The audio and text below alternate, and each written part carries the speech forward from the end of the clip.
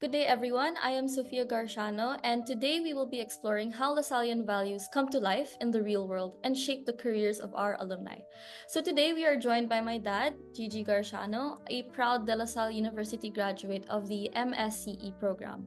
Once again, I'd like to thank you for taking the time to do this, and we'd love to hear about your experience as a Lasallian graduate and how the values you learned have shaped your career.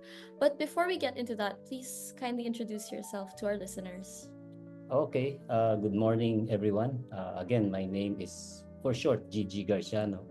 I am an MSCE, Civil Engineering, Major in Structural Engineering graduate of DLSU way back in the 1990s.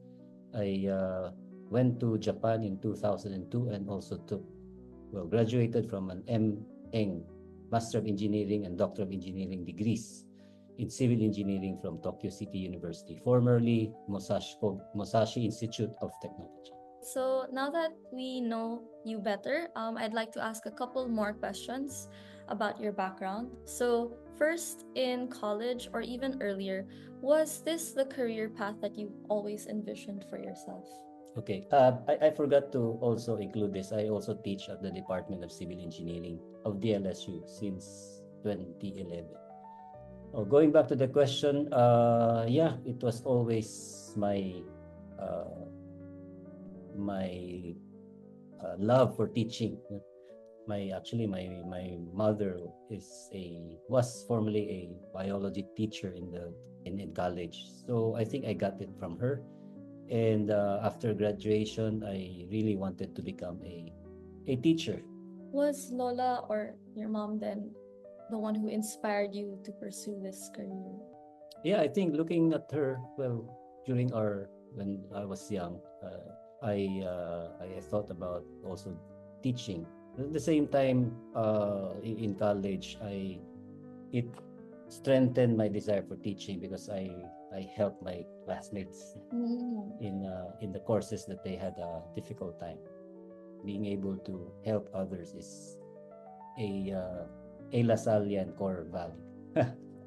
Okay, so I'd like to move on to the application of Lasallian values and how have these Lasallian values, such as faith, service, and communion, influenced your decisions and actions in your career now? I think we have. I think I have to go back to the Lasallian framework, Lasallian, how do you call it? LRF, Lasallian Reflection Reflection. Framework. And with that, you'll be able to see. I was able to see, and guided me in the decisions that I did, especially important decisions. For example, teaching is a service. Teaching as well as not only teaching but other works outside of the academy.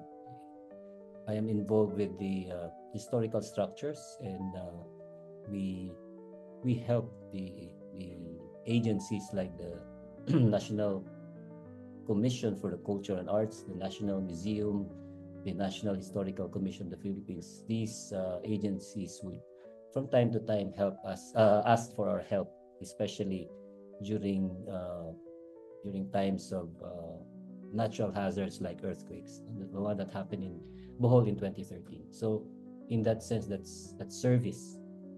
Can you share a specific experience where you applied a Lasallian virtue in a challenging work situation? When you are in the field, when you practice your profession, I was exposed to different ideas, different ways of doing things.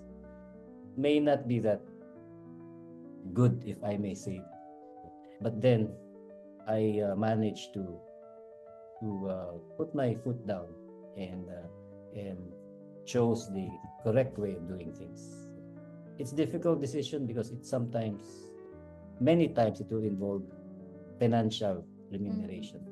So I always tell my students that there will come a time when you will be faced with such decision, and it is how you were molded, how you were formed in the Lasallian framework, in the Lasallian core values, will help you decide what is the better choice. It's not easy. You have to look deep into your faith, to your what you have learned, and then you have to make the right choice. It has to be part of that of my life because it's like a moral compass. It guides you. You don't need to conclude right away or to decide right away, but there are times that you need to discern, To stop and to discern, really discern. pray over it, and come out of it a better person and with a better judgment and decision. So, in line with that, what advice then would you give to aspiring professionals like us students on maintaining integrity and compassion in a competitive work environment? First of all, you have to strengthen the basics in whatever you do, in whatever program or course you are into, and you do that, you build your career, build it this with incorporating faith. So there's always that faith into it, and it involves a lot of prayer, discernment, and yeah, a lot of also to be able to discern if it's good for you or for the family. In my case, I was deciding with a family in mind. So, how do you see your work as a continuation of your mission as a Lasallian, serving others beyond personal success? Well, teaching is really they call it a noble profession. You don't see the benefits right away. Actually, there was one time when I was teaching in an international school in Tokyo, and I told my boss, my superior, also a Filipino, that I don't think I can make a difference. But he told me that no, you have to wait when your students will graduate, and you will see the fruits of your labor, and then you will see that where the difference that you have made a difference. And true enough, after looking at my students who graduated 10 years ago, maybe, and I see them at MIT, Massachusetts Institute of Technology, with a PhD degree. I see others in the industry, and that's the product of teaching well. But again, there's that continuous learning to be able to be you have to stay in front or in your career, and otherwise you will not be relevant. I think that's the term, to be relevant. So because knowledge moves over time, you cannot be complacent. So again, as I mentioned earlier, you have to know your basics, and then you continuously update yourself. We call it in lifelong learning.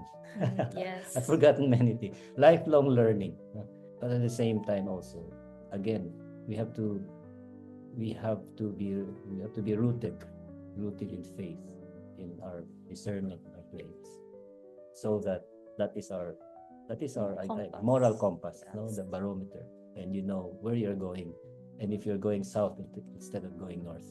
And lastly, what advice do you have for young Lasallians who want to enter in a similar career path? Again, teaching is a noble profession, and to be able to stay a teacher for a long time, you must know the reasons why you are there. It's not about the money. It's about teaching what you want to as well. So I always tell some of my students, when they're almost graduating, you would ask if I give them this is a good job, and they would tell me, how much does it pay? So first thing is, what's the financial remuneration? I told them, it's not about remuneration, it's about gaining experience. Once you have created your name, you will not be looking for jobs. The job will look for you. So when you graduate, build on your career, you get those experience, get the necessary experience, what you want to do. For example, teaching, so you need to study, get your MS degree, get your PhD degree, and then when you have established your name, then the remuneration will come. Each of these things would need some discernment, a lot of prayer, and of course, a lot of love. Okay, so thank you so much for sharing your experiences and your insights with us today. So thank you so much for watching. Thank you also, Sophia. Thank you.